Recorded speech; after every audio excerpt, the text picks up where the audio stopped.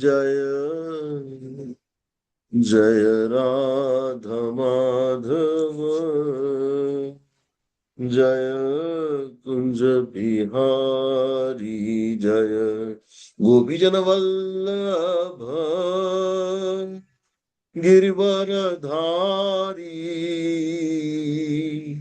यशोदानंदन ब्रज जनरंजन यशोदानंदन ब्रज जनरंजन जमुना तीरा वनचारी जय राधा माधव जय कुंज बिहारी हरे कृष्णा कृष्ण कृष्णा हरे हरे हरे राम राम राम हरे हरे हरे कृष्णा कृष्ण कृष्ण हरे हरे हरे राम राम राम हरे हरे जय प्रभुपदा श्रील प्रभुपदा जय गुरुदेवा जय गुरुदेवा निताय गौर हरि बोल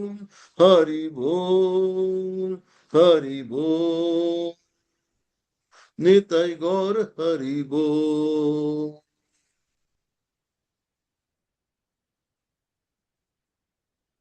ओम भगवते वासुदेवाय ओम नमो भगवते वासुदेवाय ओम नमो भगवते वासुदेवाय नारायणं नमस्कृत्यं नरं चैवं नरोत्तमं देवीं सरस्वतीं व्यासं ततो जयतमुदीरयेत् नष्टप्रायेषु अभद्रेषु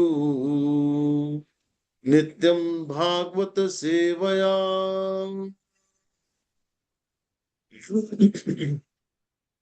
भगवत उत्तम श्लोके भक्तिर्भवति नैष्ठिकी।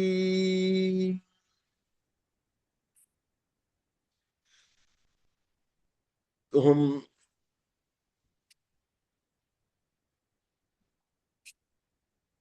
Before we start, Prabhuji, I would like to ask everyone कि आप अपने आप को अनम्यूट करें। और हम जानते हैं कि प्रभु जी जैसा कि बाय प्रोफेशन डॉक्टर हैं और प्रभु जी पहले इस शरीर का इलाज करते थे, अब प्रभु जी आध्यात्मिक जो हमारी बीमारी है उसको भी दूर कर रहे हैं।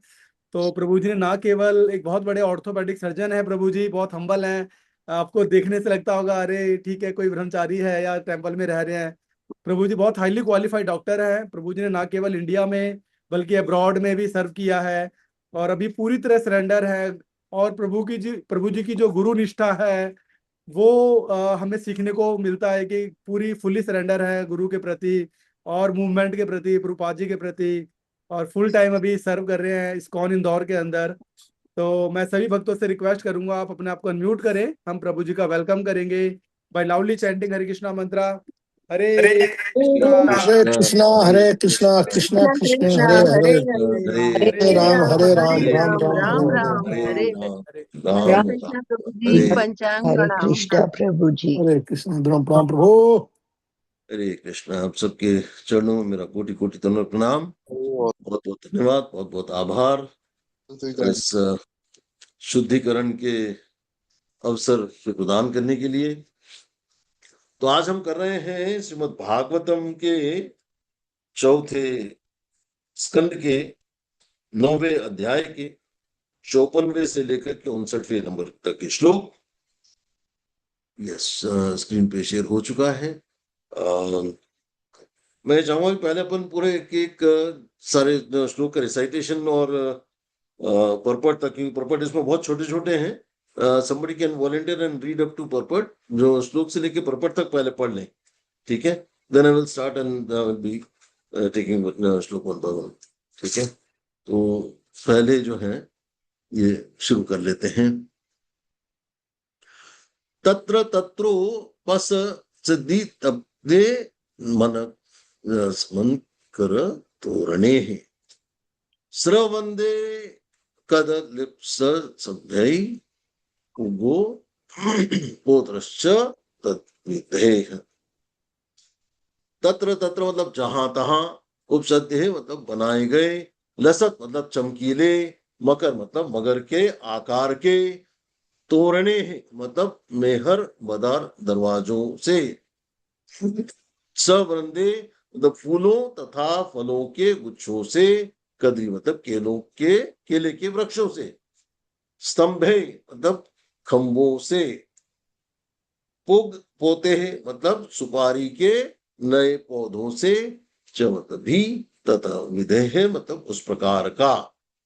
सारा नगर केले के स्तंभों से सजाया गया था, जिनमें फूलों तथा फलों के गुच्छे लटक रहे थे और जहां तहां पत्तियों तथा टहनियों से युक्त सुपारी के वृक्ष दिख रहे थे। ऐसे अनेक तोरण भी बनाए गए थे जो मगर के आकार के थे। ये श्लोक का रिसाइटेशन के लिए जो जो वॉलंटियर करना चाहते हैं, please they can raise their hands and one by one they can please proceed. जी, प्रतिभा सिंह माता जी कैन प्रोसीड। हरे कृष्णा प्रभु जी। पंचांग प्रणाम। तत्र तत्र उपसंक्षिप्ते लसत मकर तोरणे सवृन्दः कदली स्तंभः पूगपोते च तत्विदः। हरे कृष्णा प्रभु जी। ग्रेस शब्द राधा आगे पढ़िए।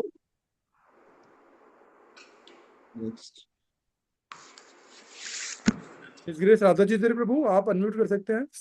हरे कृष्णा प्रभु जी, धन्य प्रणाम। जी, तत्र तत्रो प्रसंकृते लसन मंकरो तृणे सवृंदे कदली स्तंभे पूगतोपैश्च तद विधे। हर ग्रेस अपराजित करुणा माता जी। माता जी आपका आवाज नहीं आ रही शायद म्यूट पे। अब आ रही है प्रभु जी? यस माता जी। तत्र तत्र उपसंगिप्ते लसत मकर तोरणे सावृंदे कदली स्तंभे पूग पोते च तत्विदे। हरे कृष्ण प्रभु जी। थैंक यू माता जी। और हिज ग्रेस जगमोहन प्रभु। हरे कृष्ण प्रभु जी, धन्य प्रणाम। हरे कृष्ण। तत्र तत्र उपसंकल्पित लसत मकर तोरणे सवृंदय कदली स्तंभय मूंग पोतय सचत विधय। Hare Krishna. Her grace Damayanti I believe Gopika वी माता। Can proceed to the next shloka because और भी श्लोक हैं, तो बाकी लोग और भी आगे वाले श्लोक कर सकते हैं, ठीक है प्रभु जी। है ना। We can proceed to the next shloka. एक मिनट में पढ़ पूरा कर ले, तो वो छोटा सा पढ़ है। तात्पर्य जय श्री प्रभुपाद की जय। शुभ अवसरों पर ताड़ की हरी पत्तियों, नारियल के वृक्षों, सुपारी के वृक्षों तथा केले के वृक्षों एवं फल फूल तथा पत्तियों से सजावट करने की शुभ प्रथा भारत में अत्यंत प्राचीन है। अपने महान पुत्र ध्रुव महाराज के स्वागतार्थ राजा उत्तानपाद ने अच्छा प्रबंध कर रखा था और सभी नागरिक इस समारोह में उत्साहपूर्वक सम्मिलित हुए। 55 नंबर का श्लोक देखते हैं।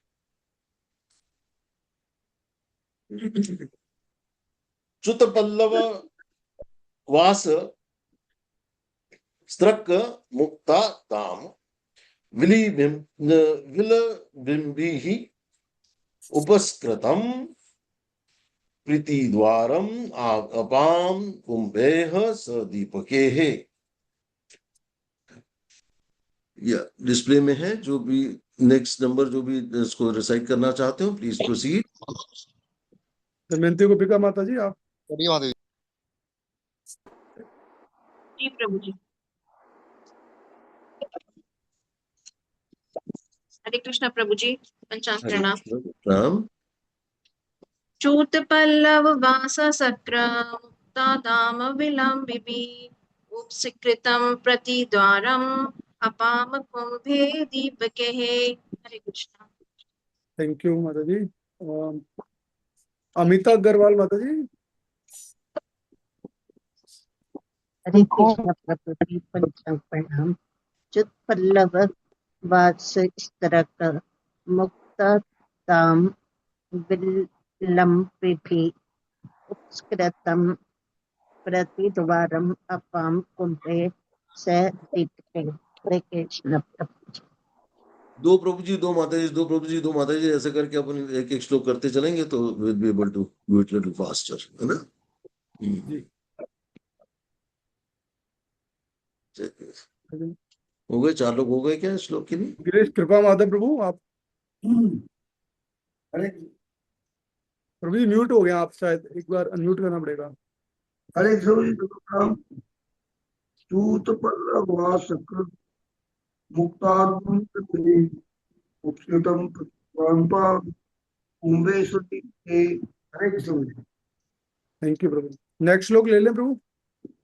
यस चाहिए तो क्या जी। श्लोक है? माता जी आप पढ़ेंगे यही वाला या नेक्स्ट श्लोक पढ़ेंगे? नेक्स्ट नेक्स्ट ले लें। ठीक है। हाँ, श्लोक का रिसाइटेशन पूरा कर लेते हैं पहले।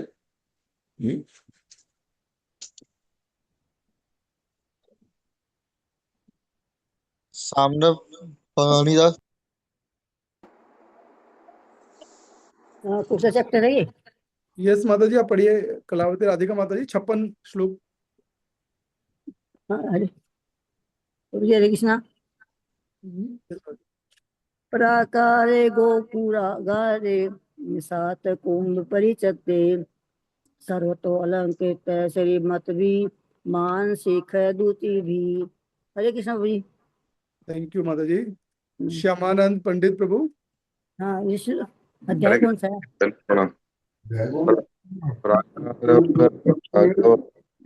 जाता कुंभ परिषदे सर्वाथ का रघुबी। हरे कृष्ण।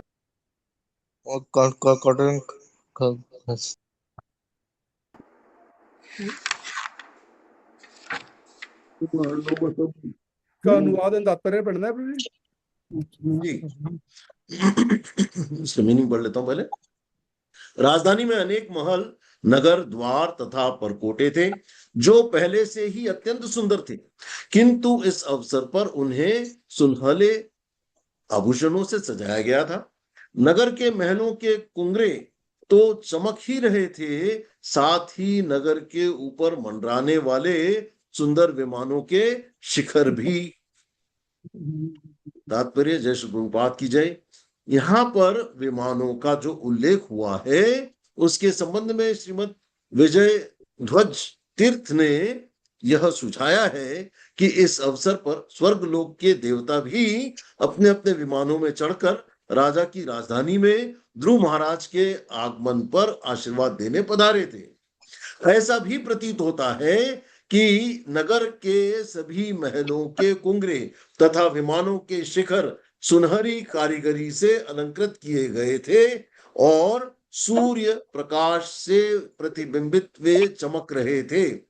हम आसानी से ध्रुव महाराज के काल तथा आधुनिक काल के अंतर को समझ सकते हैं, क्योंकि तब विमान सोने के बनाए जाते थे और आजकल वे एल्यूमिनियम के बने होते हैं। इससे ध्रुव महाराज के समय के ऐश्वर्य और आधुनिक युग की गरीबी का पता चलता है। 57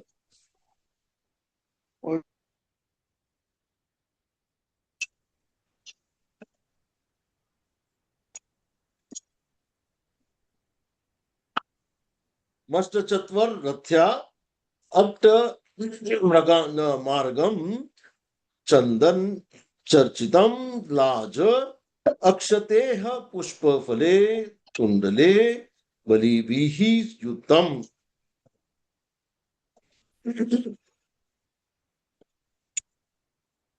Yes, whomsoever wants to recite the slok, 57 number.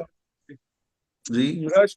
चत्वरथ्या अट्मार्गम Chandan चर्चितम लाजाक्षते पुष्पफले तुंडले बलिभिः युतम्।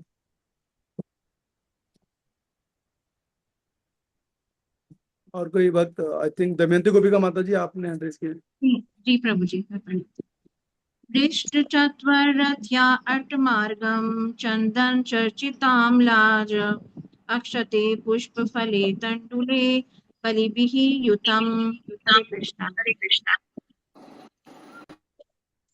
Word to word meaning कर लेते हैं। वृष्ट मतलब पूर्ण रूपेण स्वच्छ, चत्वर मतलब चौक, रथ्या मतलब राजमार्ग, अट्टा मतलब चौपाले या अटारियां, मार्ग मतलब गलियां, चंदन मतलब चंदन से, चर्चिता मतलब छिड़की हुई, लाज मतलब लावा से,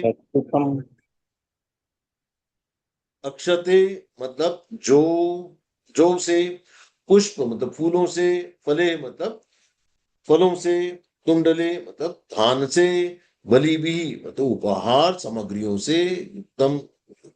नगर की सभी चौके, गलियां, मार्ग तथा चौराहों की अट्टारियां अच्छी तरह स्वच्छ करके चंदन जल की छिड़की गई थी और सारे नगर में धान तथा जौ जैसे शुभ अन्न, फूल तथा अन्य अनेक शुभ उपहार सामग्रियां बिखेरी हुई थी। 58 और 59 ले लेते हैं अब जी। कौन इंटरेस्टेड है रिसाइटेशन में? Please proceed. the last two श्लोकास। ध्रुवाय पथि द्रष्टाय तत्र तत्र पुरस्त्रियः सिद्धार्थय शत अक्षतः दधी अंबु दुर्वा पुष्प फलानि च उपजहु प्रयुजनाः वात्सल्यात् आशीष सतीः शृण्वन् तत वल्गुः गीतानि प्रविशत भवनम पितुः। इस प्रकार ध्रुव महाराज मार्ग से जा रहे थे तो आस पड़ोस की समस्त भद्र महिलाएं उन्हें देखने हेतु एकत्र हो गई। वे वात्सल्य भाव से अपना अपना आशीर्वाद देने लगी और उन पर सफेद सरसों, जौ, दही, जल, दूध, फल तथा फूल बरसाने लगी। इस प्रकार ध्रुव महाराज स्त्रियों द्वारा गाए गए मनोहर गीत सुनते हुए अपने पिता के महल में प्रविष्ट हुए। ओम अज्ञानतिमिरन्धस्य ज्ञानाञ्जनशलाकया चक्षुरुन्मीलितं येन तस्मै श्रीगुरुवै नमः। श्रीचैतन्यमनोभीष्टं स्थापितं येन भूतले स्वयं रूपः कदा मह्यं ददाति स्वपदान्तिकम्। वन्देऽहं श्रीगुरुः श्रीयुतपथकमलं श्रीगुरून् वैष्णवाश्रम श्रीरूपं साग्रजातं श्रीधरघुनाथविन्तं तं सजीवन् साद्वैतं सावधूतं परिजनसहितं कृष्ण चैतन्य देवं श्री राधा कृष्ण पादान् सहगण ललिता श्री विशाखा विन्ताक्ष च।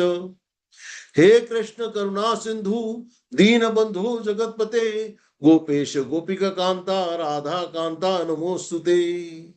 तप्त कांचन गौरांगी राधे वृंदावनेश्वरी वृषभानु सुते देवी प्रणमामि हरि प्रिये। वांछा कल्पतरुभ्यश्च कृपा सिन्धुभ्येव च पतिता नाम पावनेभ्यो वैष्णवेभ्यो नमो नमः।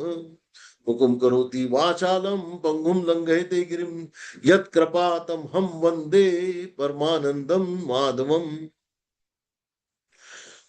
नमो विष्णुपादाय कृष्ण पृष्ठाय भूतले श्रीमते भक्ति वेदांत स्वामिनिति नामिने नमस्ते सरस्वते देवे गौरवाणी प्रचारिणे निर्विशेष शून्यवादी पाश्चात्य देश धारिणे।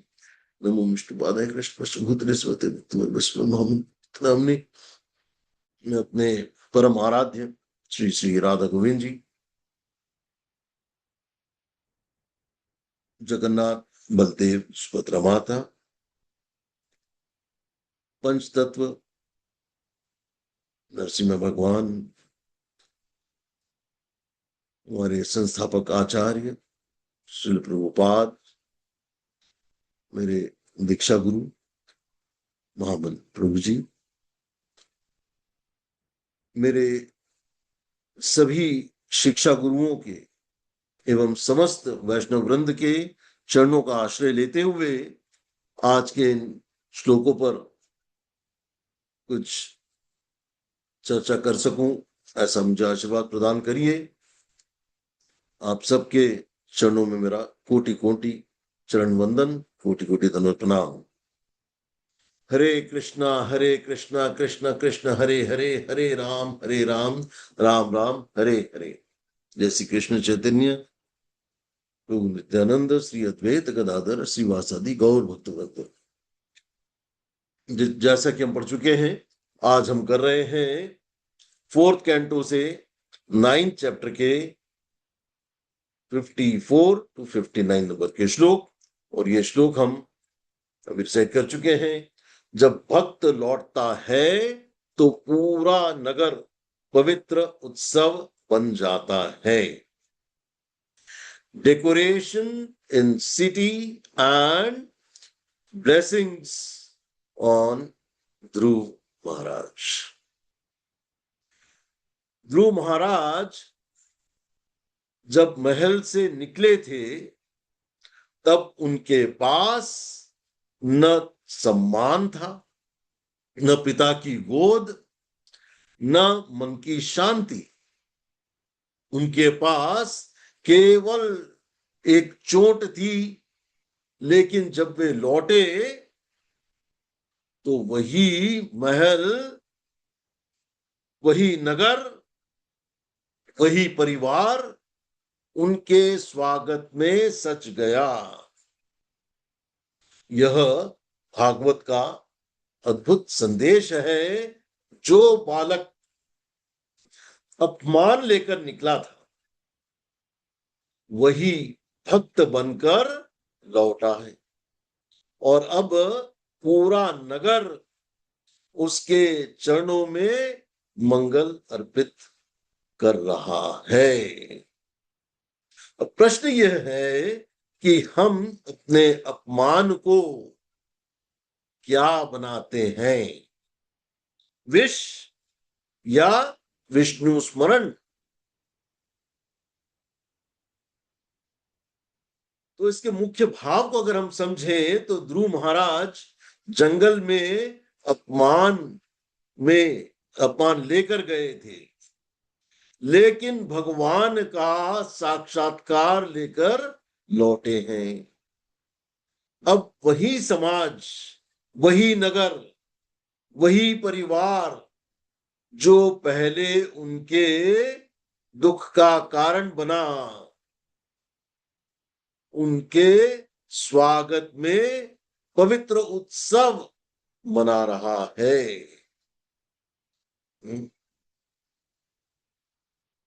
तो थोड़ा सा इसकी पृष्ठभूमि पे विचार करते हैं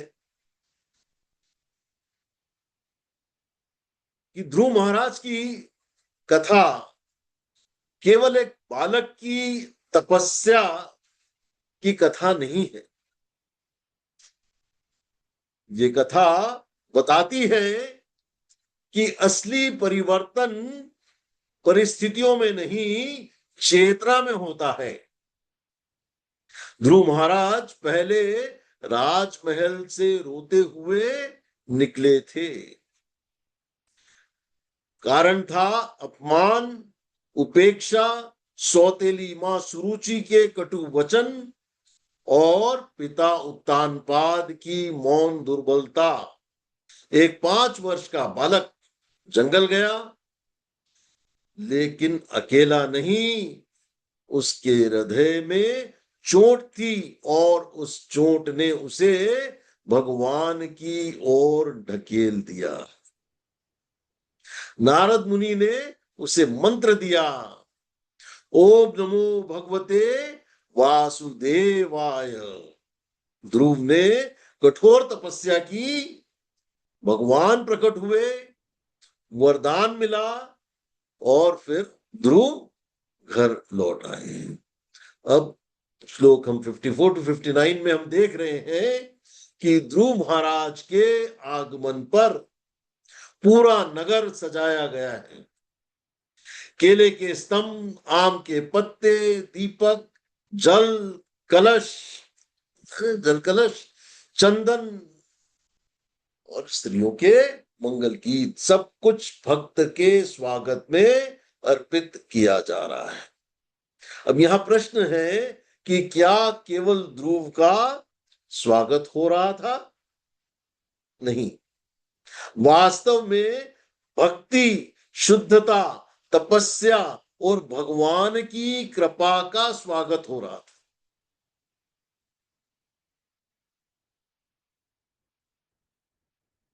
प्रसंग की पृष्ठभूमि के बारे में अगर अपन विचार करें तो ध्रुव महाराज भगवान से मिल चुके हैं। भगवान ने उन्हें ध्रुव लोक प्रदान किया है, लेकिन ध्रुव महाराज भीतर से पश्चाताप कर रहे थे कि मैंने भगवान से कांच के टुकड़े मांगे जबकि मुझे हीरा मिल सकता था। फिर वे लौटते हैं, राजा उत्तानपाद को समाचार मिलता है। वे पहले विश्वास नहीं कर पाते क्योंकि उन्हें लगता है कि यह मेरे जैसे दुर्भाग्यशाली पिता के लिए कैसे संभव है। फिर वे ध्रुव को लेने निकलते हैं, ध्रुव पिता को प्रणाम करते हैं, दोनों माताओं को प्रणाम करते हैं। सुरुचि भी उन्हें आशीर्वाद देती है। सुनीति माता के हृदय की पीड़ा समाप्त होती है। अब ध्रुव महाराज राजमहल की ओर प्रवेश कर रहे हैं और नगर उनका स्वागत कर रहा है। और यही श्लोक 54 से 59 का दृश्य है।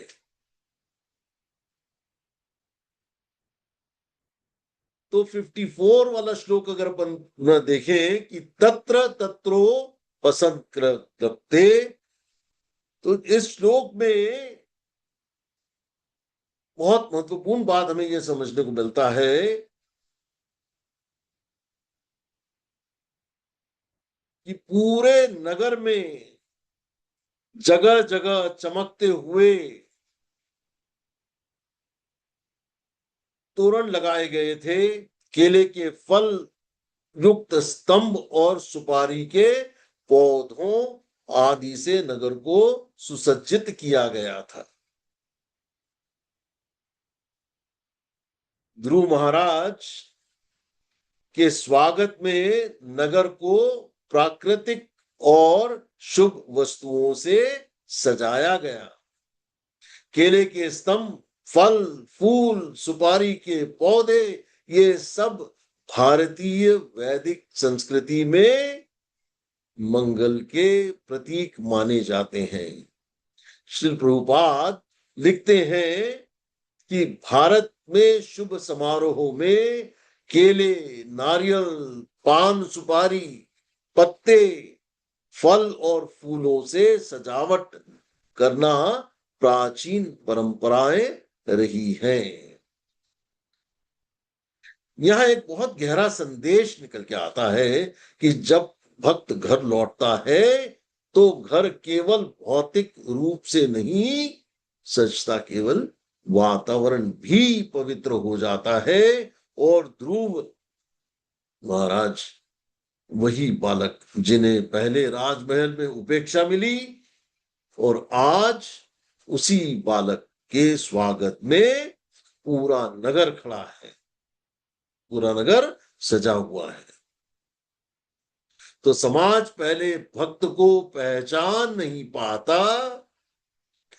पहले समाज ध्रुव को एक दुखी बालक समझता था और अब वही समाज ध्रुव को भगवान के प्रिय भक्त के रूप में देख रहा है।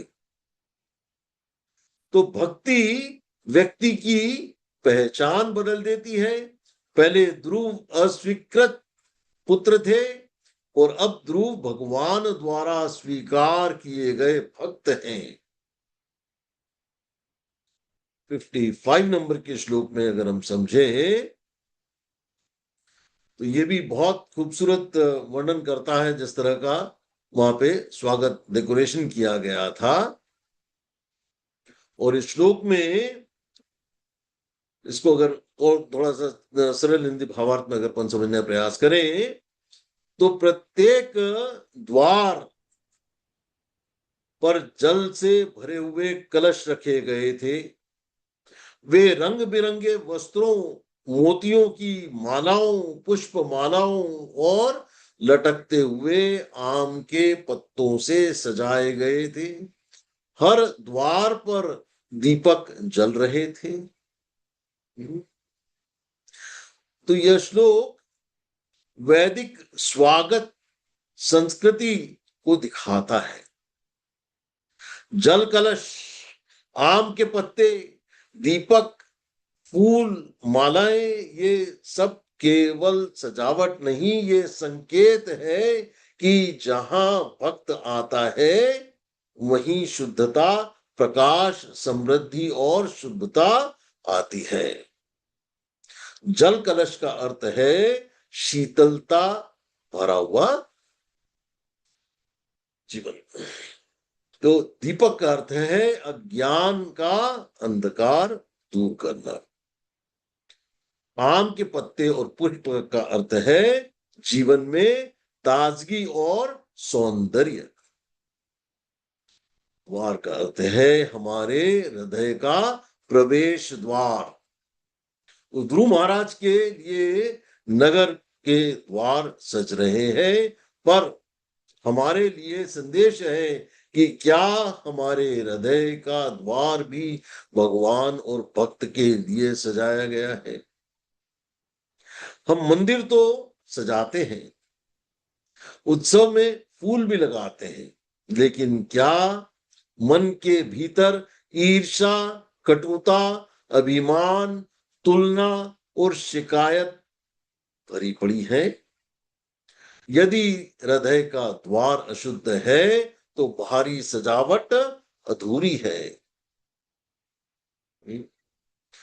तो भक्त का स्वागत केवल माला पहनाकर नहीं होता, भक्त का स्वागत होता है सम्मान से, श्रवणम से, सेवा भाव से, अपराध रहित मन से। तो 56 नंबर के श्लोक में और भी महत्वपूर्ण बात इस डेकोरेशन किस प्रकार से किया गया था और किस प्रकार से उनका स्वागत किया गया था उस पर बताया गया है। तो इसका भाव कुछ इस प्रकार है कि राजधानी के महल, नगर द्वार और चारों ओर की दीवारें पहले से ही अत्यंत सुंदर थी और इस अवसर पर स्वर्ण आभूषणों से सजाई गई थी। नगर के महलों के शिखर चमक रहे थे और आकाश में मंडराते विमानों के शिखर भी चमक रहे थे। तो श्री प्रभुपाद तात्पर्य में बहुत महत्वपूर्ण बात समझाते हैं कि विजय ध्वज तीर्थ के अनुसार उच्च लोकों के देवता भी अपने विमानों में ध्रुव महाराज को आशीर्वाद देने आए थे। उस समय के विमान स्वर्ण में बताए गए हैं, जबकि आधुनिक विमान एल्यूमिनियम धातु के बने होते हैं। यह ध्रुव महाराज के समय की भव्यता का संकेत है। यह श्लोक दो स्तर दिखाता है। पहला पृथ्वी पर स्वागत, दूसरा उच्च लोकों से भी सम्मान। क्योंकि ध्रुव महाराज ने केवल राजकुमार होने के कारण सम्मान नहीं पाया है, उन्होंने भगवान को प्राप्त किया है, भगवत प्रेम प्राप्त किया है। उन्होंने 5 वर्ष की आयु में सिद्धि प्राप्त की, जो बड़े बड़े योगियों के लिए भी दुर्लभ है। तो भौतिक जगत में सम्मान, पद, धन, परिवार, जाति, प्रभाव या प्रसिद्धि के कारण मिलता है, लेकिन भागवत में सम्मान का वास्तविक आधार है भक्ति। ध्रुव के पास पहले भी राजवंश था, लेकिन सम्मान नहीं। अब उनके पास भगवान की कृपा है, इसलिए देवता भी सम्मान देने के लिए आते हैं। तो भक्त के लिए संदेश मुख्य रूप से यहां पे निकलता है कि हमें सम्मान पाने के लिए संसार के पीछे नहीं भागना चाहिए, हमें कृष्ण की प्रसन्नता के पीछे भागना चाहिए। जब कृष्ण प्रसन्न होते हैं तब सम्मान अपने आप आता है, और यदि सम्मान न भी आए तो भक्त संतुष्ट रहता है, क्योंकि उसका लक्ष्य सम्मान पाना नहीं, सेवा करना होता है। ठीक है। 57 नंबर के श्लोक में हमने और भी महत्वपूर्ण बात यहां पे और समझी है।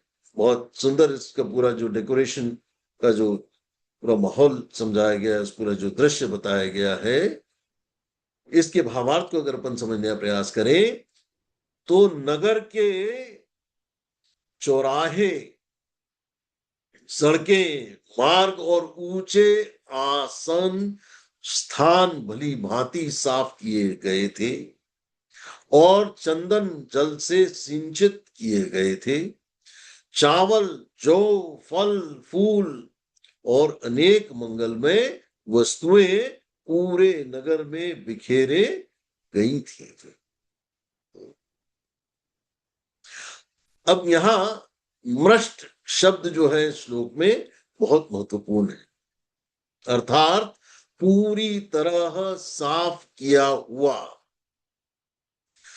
तो भक्त के आगमन से पहले नगर की सफाई हुई। इसका अर्थ केवल नगर स्वच्छता नहीं, भागवत में हमें हृदय की स्वच्छता सिखा रहा है। जब भगवान या भक्त हमारे जीवन में आते हैं तो सबसे पहले सफाई चाहिए। किसकी सफाई? मन की सफाई, वाणी की सफाई, आचरण की सफाई, संगति की और अपने उद्देश्य की सफाई। तो ध्रुव महाराज की कथा का आरंभ मन की अशांति से हुआ था, पर अब नगर चंदन जल छिड़का जा रहा है और चंदन शीतलता का प्रतीक है। पहले ध्रुव के हृदय में अपमान की अग्नि थी और अब भगवान के दर्शन से वह अग्नि शीतल हो चुकी है। तो यहां बहुत व्यवहारिक तौर पे हमको समझने की आवश्यकता है कि आज हमारे जीवन में भी नगर है, हमारा घर, हमारा मंदिर, हमारा मन, हमारा परिवार और हमारा संग। यदि हम चाहते हैं कि कृष्ण भावनामृत हमारे जीवन में प्रवेश करे तो हमें यह सफाई करनी होगी। अहंकार की सफाई, दोष दर्शन की सफाई, ईर्ष्या की सफाई, दूसरों से तुलना करने की सफाई, भक्ति में दिखावे की सफाई और गुरु और वैष्णवों के प्रति अपराध की सफाई। केवल मंदिर के फर्श को साफ करना सेवा नहीं है, अपने हृदय के फर्श को साफ करना उससे भी बड़ी सेवा है। 58 और 59 नंबर के श्लोक बहुत महत्वपूर्ण बात हमको सिखा रहे हैं। ये आज के सत्र के अंतिम श्लोक है, अंतिम 2 श्लोक हैं। इसको भी बहुत महत्वपूर्ण और बहुत ध्यान से समझिएगा। ये श्लोक जो है हमें इसका भावार्थ अपने आप में बहुत महत्वपूर्ण है। बहुत ध्यान से इसको समझिए कि जब ध्रुव महाराज मार्ग से जा रहे थे तब नगर की सभ्य गृहस्थ स्त्रियां उन्हें देखने के लिए स्थान स्थान से आईं। मात्र स्नेह से उन्होंने सफेद सरसों, जौ, दही, जल, दुर्वा, पुष्प और फल चढ़ाते हुए उन्हें आशीर्वाद दिया और उनके मधुर मंगल गीत सुनाते हुए ध्रुव महाराज अपने पिता के महल में प्रवेश कर गए। तो यह दृश्य अत्यंत सुंदर है। नगर की माताएं ध्रुव महाराज को देख रही हैं। वे किसी राजा के भय से नहीं आई हैं, वे वात्सल्य से आई हैं। उनका हृदय कह रहा था, यह वही बालक है जो जंगल गया था और अब भगवान की कृपा लेकर लौटा है। यहां वात्सल्याद आशीष, मात्र भाव से आशीर्वाद, बहुत महत्वपूर्ण बात हमको समझने की है।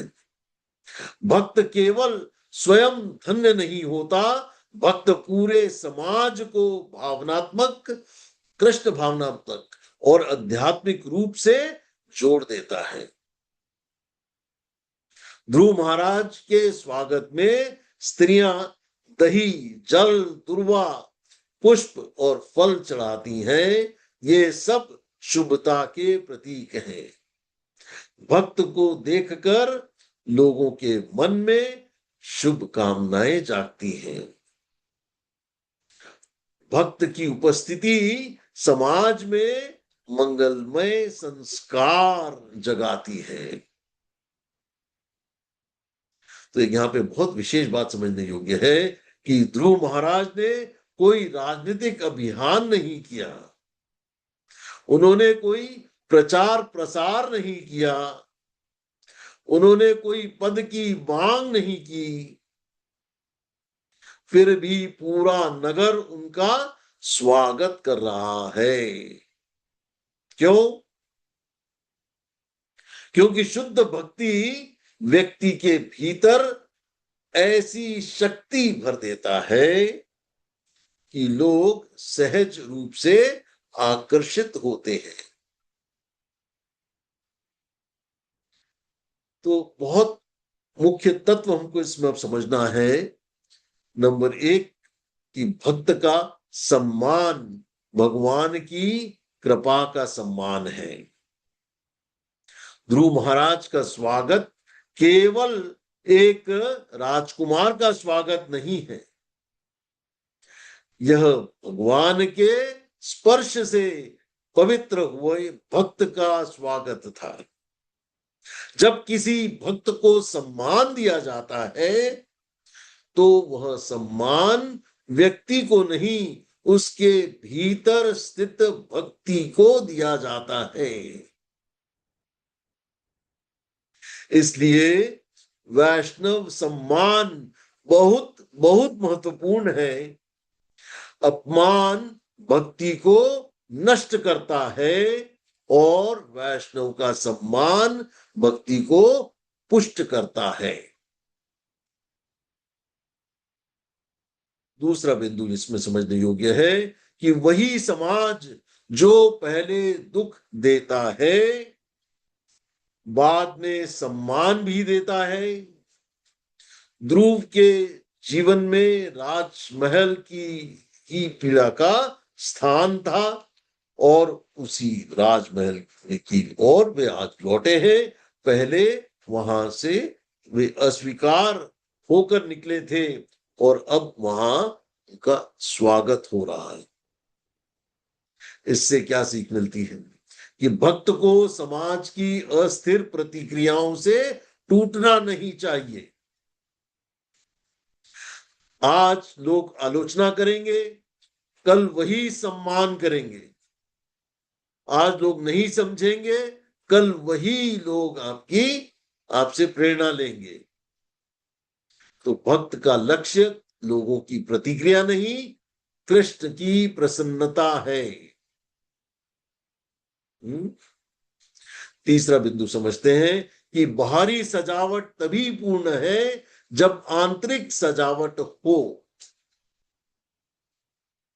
नगर में केले के स्तंभ, दीपक, जल, कलश, चंदन, जल, फूल, फल सब हैं, लेकिन भागवत हमें इससे भी बड़ा संदेश दे रहा है कि अपने हृदय को सजाओ।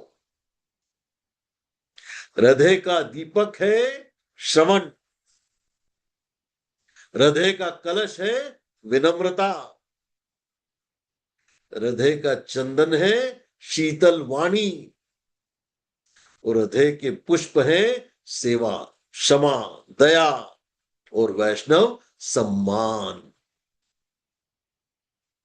चौथा बिंदु समझते हैं कि भक्त की वापसी समाज के लिए उत्सव बनती है।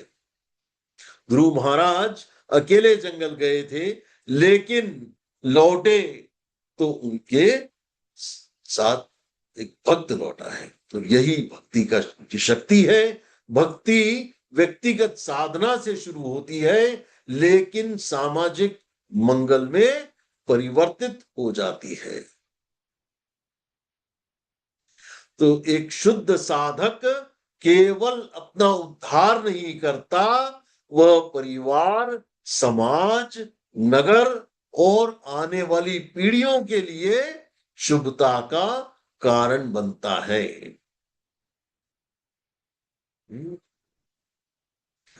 तो ध्रुव महाराज की सबसे, पांचवा बिंदु समझ रहे हैं, ध्रुव महाराज की सबसे बड़ी विजय बाहर नहीं भीतर हुई है। बाहर से देखें तो ध्रुव को राज्य, सम्मान, ध्रुव लोक, राजमहल में स्वागत, ये सब कुछ मिला, लेकिन असली विजय थी मन की शुद्धता, उसकी शुद्धिकरण। वे बदले की भावना से गए थे, लेकिन भगवान से मिलकर पश्चाताप और विनम्रता लेकर लौटे हैं। वे राज्य पाने गए थे, लेकिन भगवान का दर्शन पा गए। वे आहत बालक के रूप में गए थे, लेकिन अब महाभागवत बनने की दिशा में है।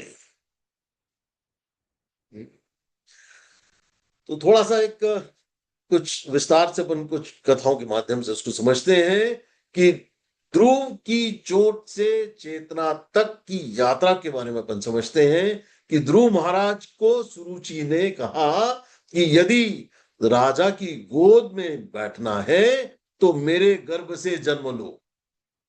यह शब्द किसी भी बालक को हृदय तोड़ सकता है, लेकिन ध्रुव की माता सुनीति ने उन्हें सही दिशा, सही मार्गदर्शन दिया कि यदि तुम्हें वास्तविक शरण चाहिए तो भगवान की शरण लो।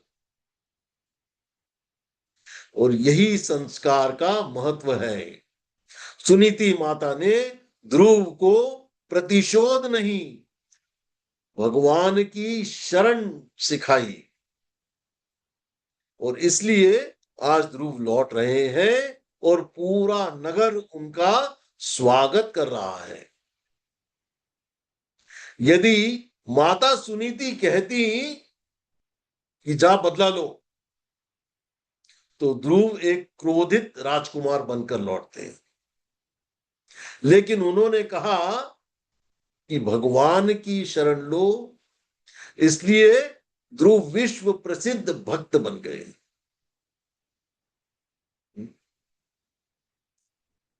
एक और बात समझते हैं कि श्रील प्रभुपाद का स्वागत और असली सम्मान। श्रील प्रभुपाद जब पश्चिम देश गए तो आरंभ में उनके पास न धन था और न कोई संस्था और न कोई भवन, न कोई समर्थक, पर उनके पास कृष्ण नाम, गुरु आज्ञा और शुद्ध करुणा थी। धीरे धीरे वही दुनिया जो पहले भौतिकवाद में डूबी थी, हरि नाम संकीर्तन से गूंजने लगी। ध्रुव महाराज के स्वागत की तरह भक्त का स्वागत केवल व्यक्ति का स्वागत नहीं होता, वह कृष्ण भावनामृत का स्वागत होता है।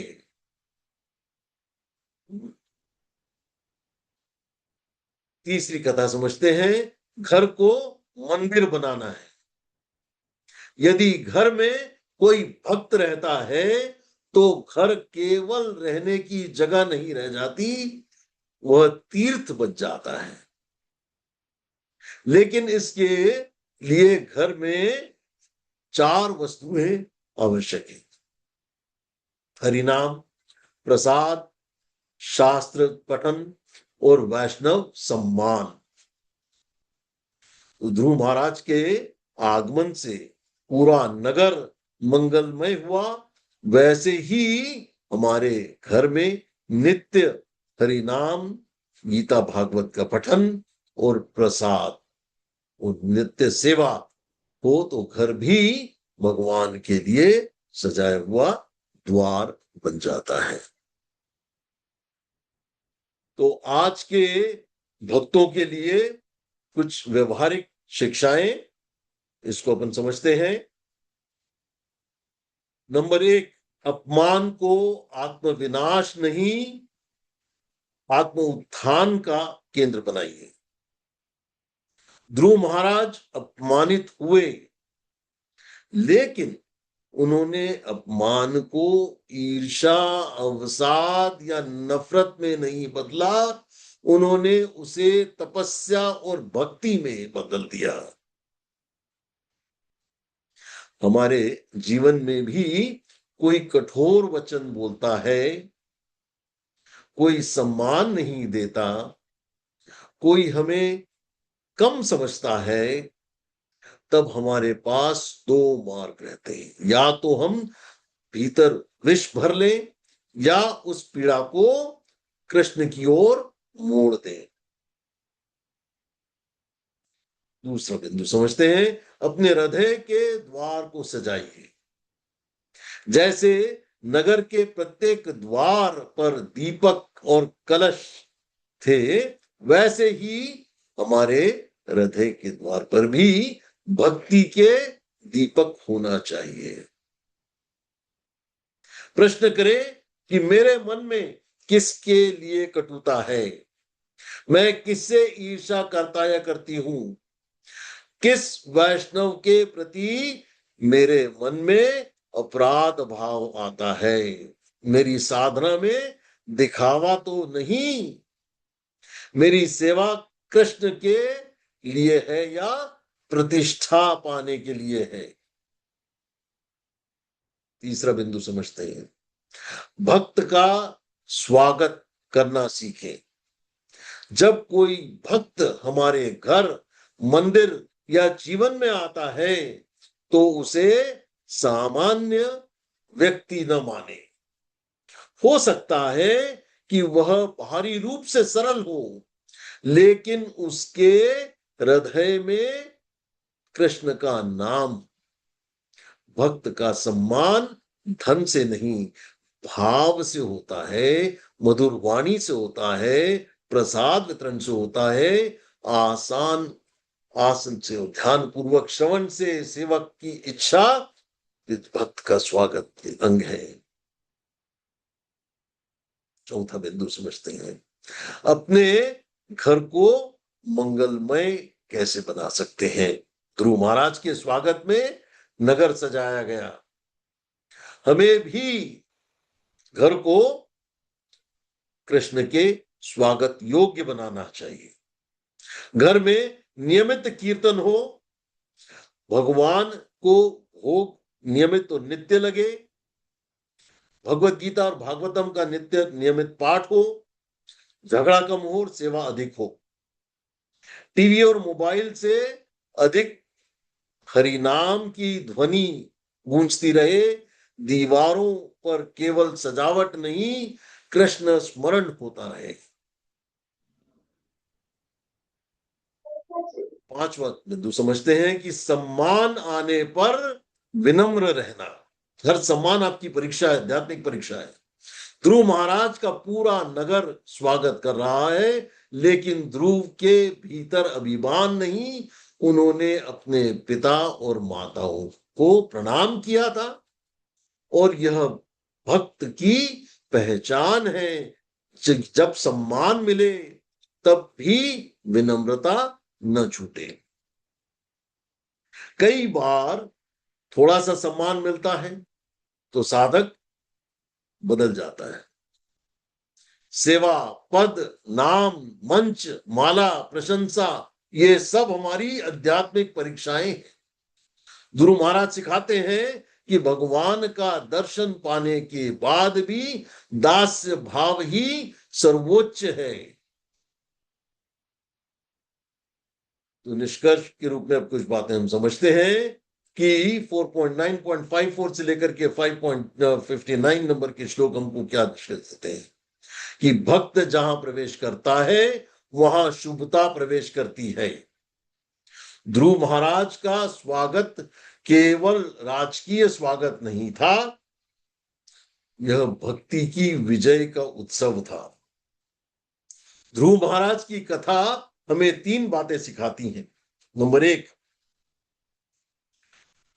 अपमान को कृष्ण प्राप्ति का कारण बनाना है और बनाया जा सकता है।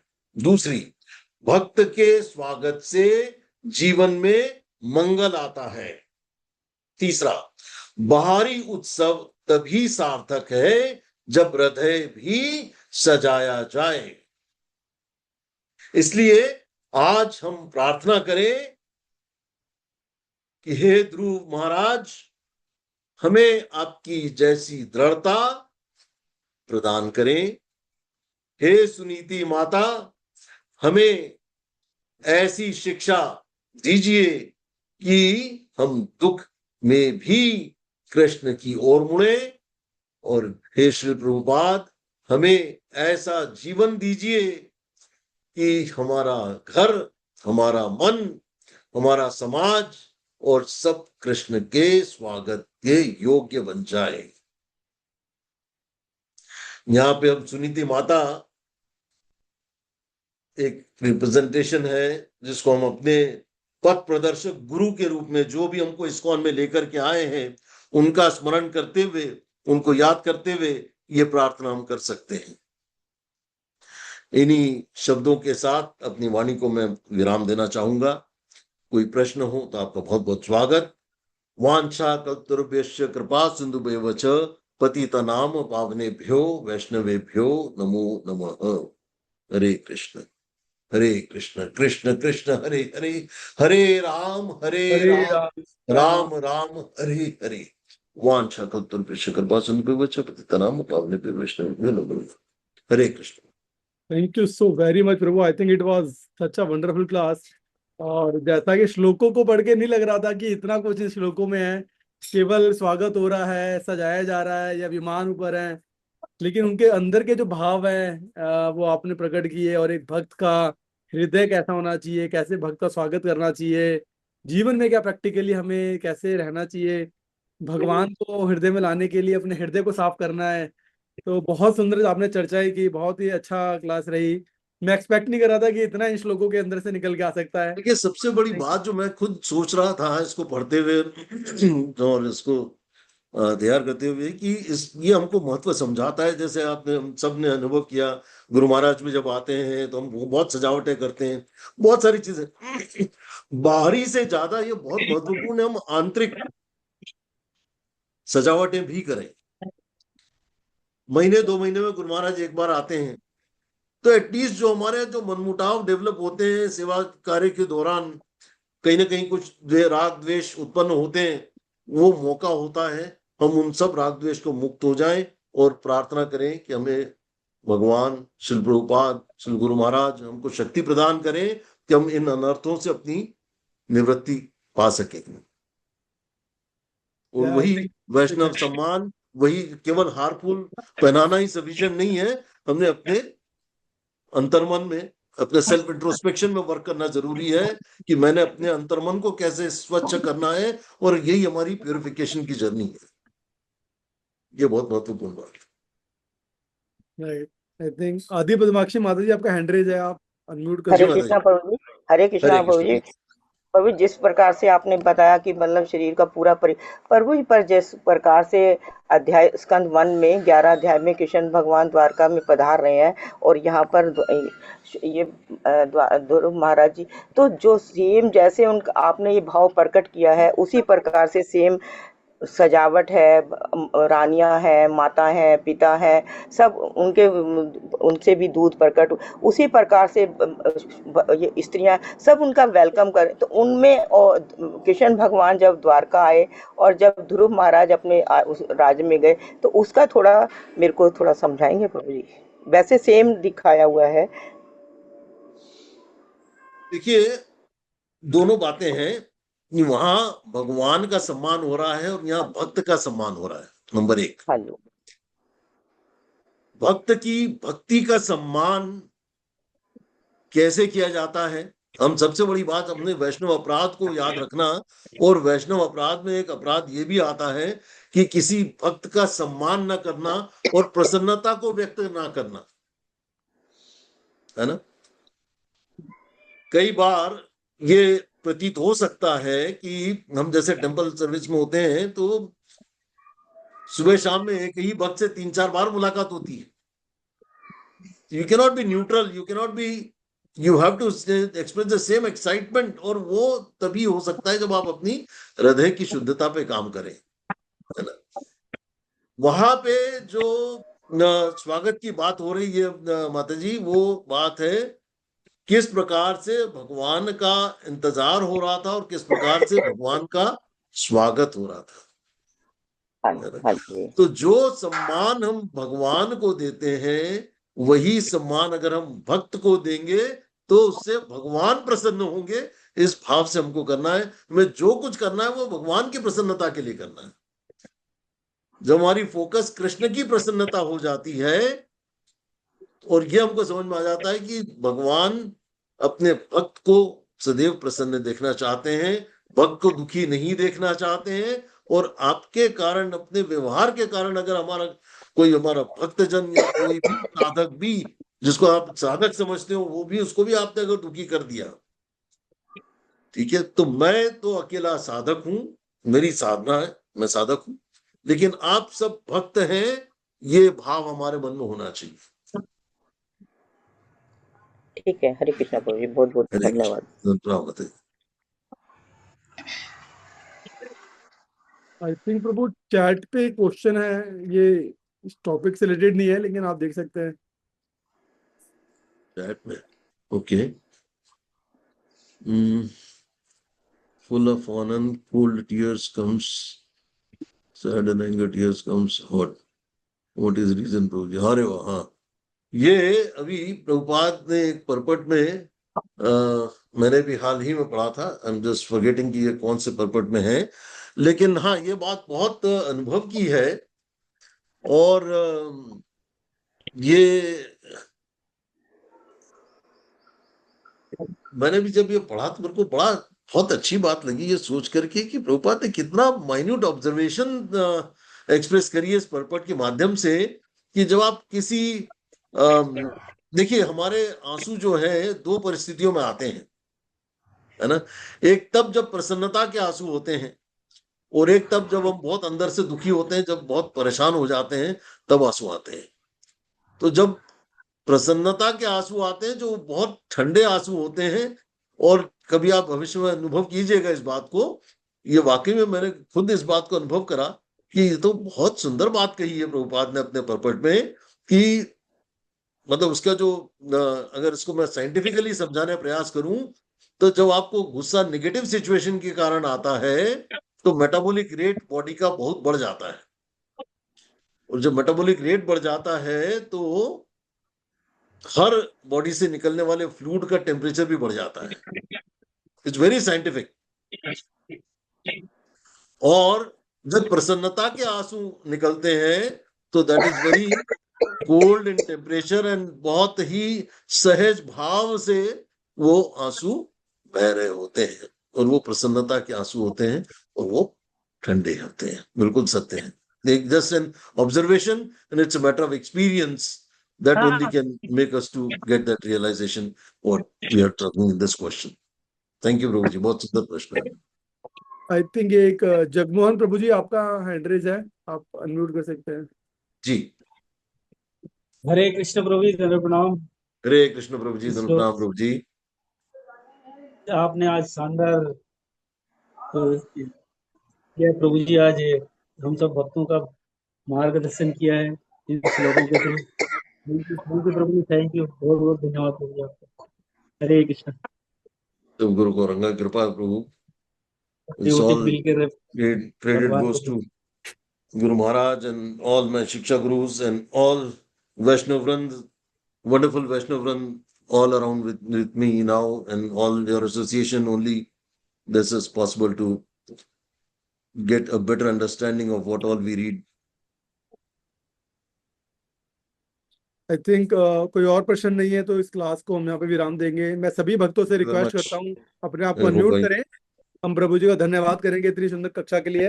हरे Krishna Hare Hare Krishna Krishna Krishna Krishna Krishna Krishna Hare Krishna Hare Hare Ram Ram Ram Hare Hare Ram Ram Ram Hare Hare. Thank you Krishna very प्रभु much. जी, wonderful Hare class. Krishna. Hare Krishna.